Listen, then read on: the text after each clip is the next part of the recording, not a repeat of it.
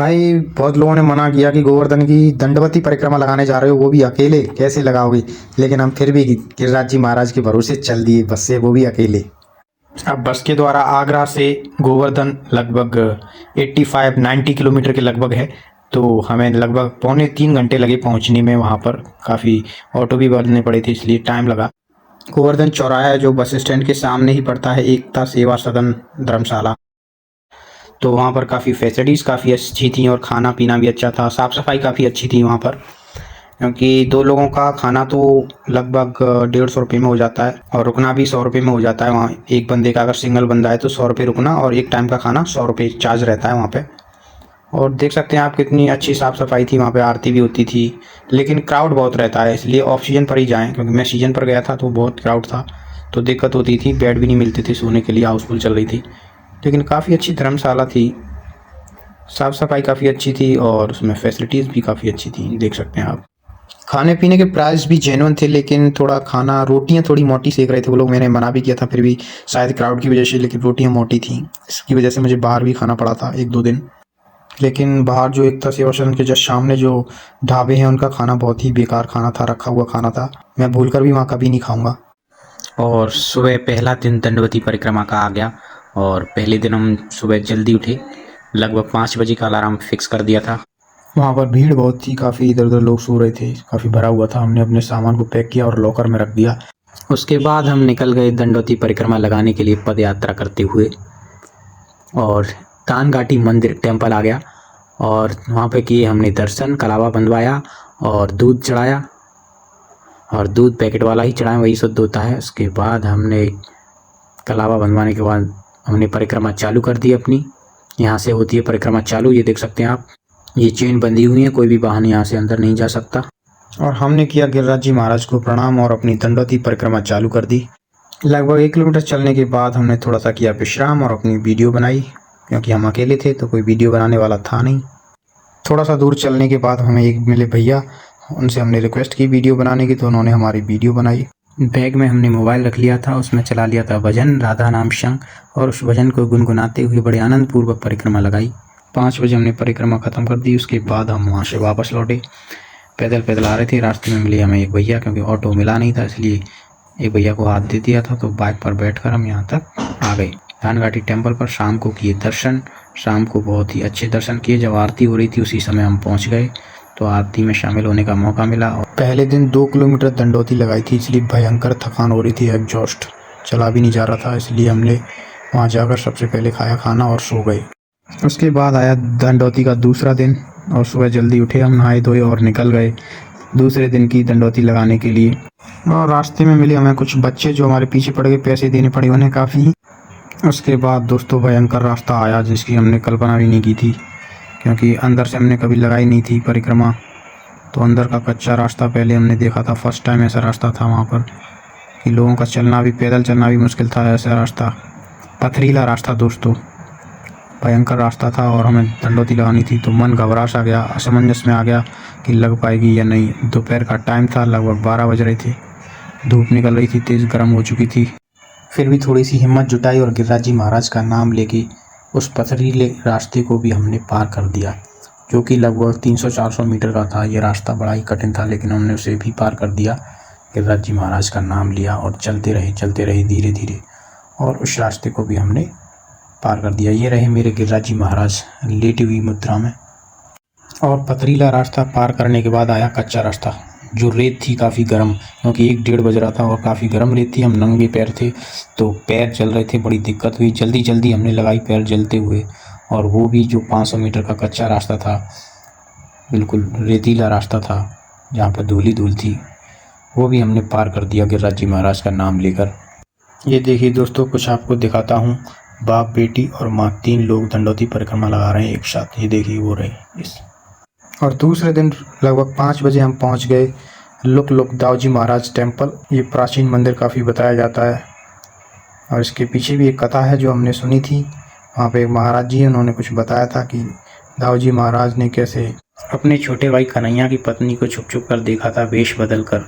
और दूसरे दिन 2.5 किलोमीटर दंडवती लगाने के बाद हम वापस आ गए अपने एकता सेवा सदन पर, और काफ़ी थकान हो रही थी, बहुत एग्जॉस्ट, चला भी नहीं जा रहा था। तो हमने अपने आप ही अपने जो मूव ट्यूब होता है वो लगाया, जिससे थोड़ी सी राहत मिली और हम सोने के लिए चले गए। अब बारी आई तीसरे दिन की। 2 दिन में हमने लगभग 4.5 किलोमीटर परिक्रमा लगा ली थी अपनी, और हम अब वापस जा रहे थे। कहाँ पे हमने ख़त्म की थी वहीं पे हमने अपनी गद्दी को छुपा दिया था, और उस गद्दी को अभी हम लेंगे और दोबारा से वहीं से लगाना प्रारंभ कर देंगे। भगवान की कृपा से वह गद्दी हमें वहीं पे मिल गई और हमने लगाना दंडौती चालू कर दिया। कई बार हम पीछे से लेट के लगाते थे जब घुटने में दर्द होता था, तो कभी साइड से, राइट साइड से थकान हो तो फिर लेफ़्ट साइड से, या लेट के या फिर घुटनों के बल, क्योंकि लंबा चलना होता है तो शरीर थक जाता है। तो आप इस तरीके से लगा सकते हैं, परिक्रमा को अपनी जारी रख सकते हैं, क्योंकि घंटों तक चलना होता है, सुबह से लेकर शाम तक। सुबह 8 बजे से हम शाम के 5 बजे तक लगातार चलते थे। डेली 8 घंटे लगभग परिक्रमा लगाते थे हम। दोपहर में हम थोड़ा सा आराम कर लेते थे, कहीं पेड़ की छाँव में लेट गए। ये देखिए कुछ लोगों को, वो बंदरों को खाना खिला रहे हैं। यहाँ पे बंदर बहुत थे। ये रास्ता पड़ा था, काफ़ी सुनसान रास्ता था, थोड़ा सा जंगल टाइप से था। यहाँ पे कुछ खाने पीने की सुविधा नहीं थी। यहाँ पे आके हम फंस गए थे, क्योंकि हम खाना खा के नहीं आए थे, तो हमें लगी थी भूख, और दोपहर का टाइम था, शरीर में दम नहीं रही थी, पानी भी हो गया था ख़त्म। और ये देखिए अंग्रेज, वो भी समझ चुके हैं कि भोगों में तृप्ति नहीं है, इसलिए भगवान की भक्ति में ही सच्चा सुकून है और सच्ची खुशी भगवान की शरण में ही मिलती है। इसलिए अंग्रेज भी समझ चुके हैं अब, और सबसे ज़्यादा भारत में अंग्रेज ही आ रहे हैं। भगवान भरोसे हम चल दिए थे कि चलो, खाली पेट की भूख लग रही थी, भंडारा में गया, चमत्कार समर्पण चाहिए भगवान के प्रति, टूट श्रद्धा और समर्पण जरूरी है। और अपने तीसरे दिन की परिक्रमा हमने पूंछरी के लोटा पर ख़त्म की। और ये पूंछरी का लोटा, इसकी भी एक कहानी है। जब कन्हैया जी चले गए थे वृंदावन से, तो वो यहाँ पर वो किसी को बता के गए थे, तो सखी यहाँ से निकल के जाती थी तो बोलती थी एक दूसरे से, पूंछरी पूंछरी, कन्हैया वापस लौटा के नहीं, पूंछरी लौटा के नहीं, पूंछरी लौटा के नहीं। इसलिए इस जगह का नाम पूंछरी का लोटा बन गया। और यहाँ पर एक भव्य मंदिर बनाया गया है, और ये काफ़ी प्राचीन मंदिर है, तब से इसकी पूजा हो रही है यहाँ पे। ये देखिए, दर्शन कीजिए।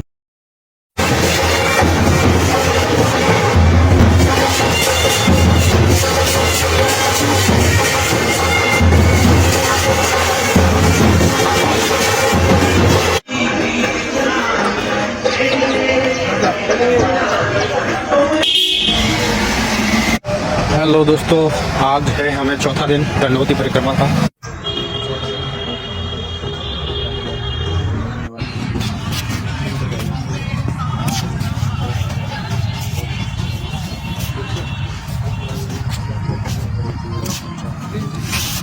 और दोस्तों 5वें दिन की सुबह हमने जो दंडवती परिक्रमा है गिरिराज जी महाराज की, बड़ी वाली 11 किलोमीटर की, वो अपनी कंप्लीट कर ली थी। और हम अंदर से काफ़ी खुशी महसूस हो रही थी।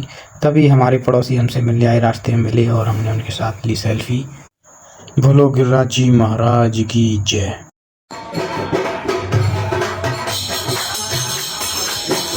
देता रहेंगे, सेवा में आए, सेवा करने के लिए। बोलो जय श्री राधे। और दोस्तों 6वें दिन हमारे भाई हमारे घर से आए हमारी मदद करने के लिए। तो उन्होंने बोला कि हम लगवा देंगे, आप परेशान क्यों हो रहे हो। लेकिन हमने मना कर दिया, क्योंकि पंडित जी ने मना किया था, अगर आपने शुरू किए तो आप ही ख़त्म करोगे, तभी आपकी पूरी मानी जाएगी, अन्यथा पूरी नहीं मानी जाएगी। इसलिए हमने उनसे मना कर दिया और वो वापस लौट गए। रास्ते में मिले हमें एक गायकार, बहुत ही अच्छा भजन गा रहे थे। और हमारे गुरुदेव भगवान श्री प्रेमानंद जी महाराज ने भी दंडवती परिक्रमा लगाई, इसलिए अब चेले की बारी थी। बोलो राधे राधे। और अगली सुबह हमने एक ट्रैक्टर वाले से लिफ्ट ली, जिसमें अंग्रेज बैठे हुए थे।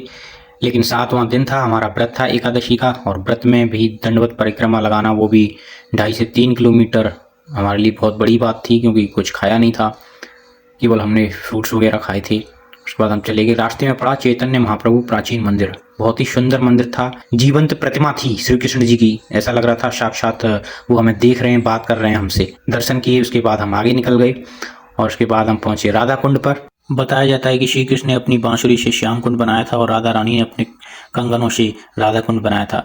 यहाँ पर स्नान करने से जो जिन लोगों की संतान नहीं होती, उसका सुख प्राप्त होता है और मनोकामना भी पूरी होती है। इसलिए यहाँ पर बड़ी संख्या में श्रद्धालु स्नान करने के लिए आते हैं और अपनी मनोकामनाएं पूरी करते हैं। उपवास में भी हमने लगभग 2.25 किलोमीटर परिक्रमा लगाई, क्योंकि हमारा एकादशी का व्रत था।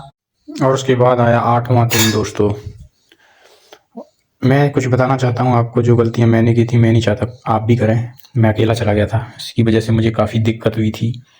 क्योंकि वापस लौट के जाना पड़ता था, कुछ ऑटो वगैरह मिलता नहीं था तो लिफ्ट वगैरह मांगनी पड़ती थी, लिफ्ट भी नहीं मिलती थी तो पैदल चलना पड़ता था 4-5 किलोमीटर डेली, और उसके बाद दंदौती 2.5-3 किलोमीटर, तो डबल परिक्रमा हो जाती थी। तो इसलिए अगर आप लगाना चाहते हैं और इच्छुक हैं लगाने के, तो आप एक हेल्पर ज़रूर ले जाएं साथ में, ताकि आपको मुसीबतों का सामना ना करना पड़े। उसके बाद आया दोस्तों फाइनल डे, लास्ट डे, 9वां दिन था और सुबह हमने जल्दी स्टार्ट कर दी थी क्योंकि हमारी लगभग 1.5 किलोमीटर बची थी, तो हमने 9 बजे तक वो ख़त्म कर दी।